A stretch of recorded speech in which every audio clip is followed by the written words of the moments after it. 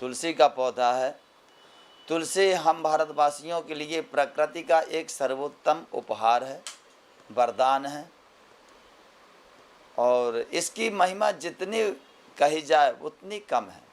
तुलसी का एक पत्ता ईश्वरीय देन है। इसकी लकड़ी, छाल, फूल, जड़, बीज आदि सभी बहुत उपयोगी। तुलसी का पौधा पर्यावरण को स्वच्छ रखने का सबसे बढ़िया साधन है। इससे बढ़िया कुछ भी उपयोगी नहीं है।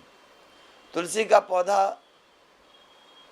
प्राचीन काल से हमारे सांस्कृतिक में, हमारी संस्कृति में मकान के मध्य में, आंगन के मध्य में लगाने का प्रावधान इसमें रखा गया है।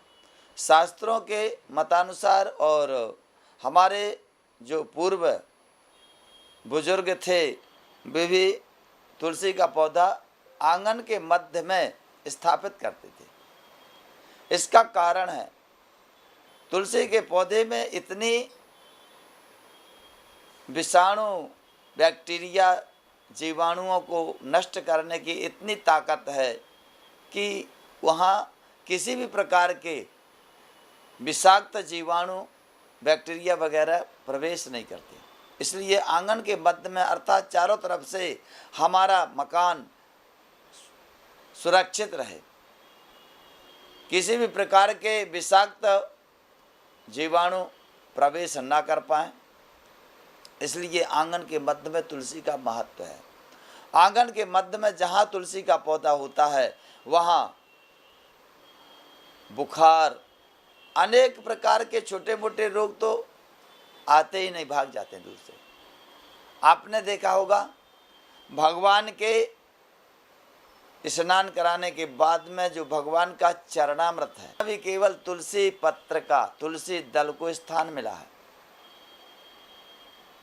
अन्य किसी भी वनस्पति को या पत्ते को चरणामृत में स्थान नहीं मिला।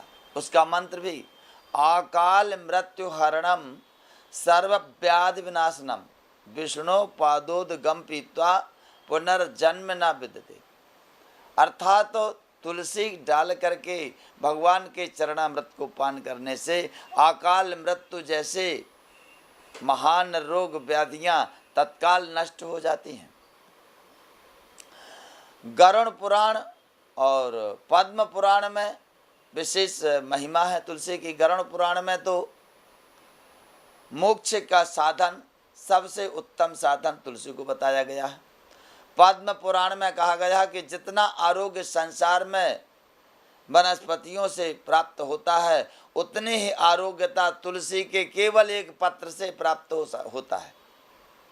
गरुड़ पुराण में कहा गया है कि तुलसी की लकड़ी, एक पत्ता भी यदि मनुष्य के शरीर में मरने के बाद है तो वह सीधे वैकुंठ लोक को जाता है, मोक्ष प्राप्त होती है। यदि मरते समय तुलसी का पत्र और गंगा जल मुख में डाल दिया जाए उसे कोई यमदूत परेशान नहीं कर सकते। यदि आपने मरते समय मरणासन अवस्था में तुलसी पत्र गंगा जल नहीं भी दिया है, उस चिता में यदि तुलसी की लकड़ी पहुंच जाए तो भी उस प्राणी का मोक्ष हो जाता है। इसमें कुछ भी संशय नहीं है जी, गरुड़ पुराण में लिखा है।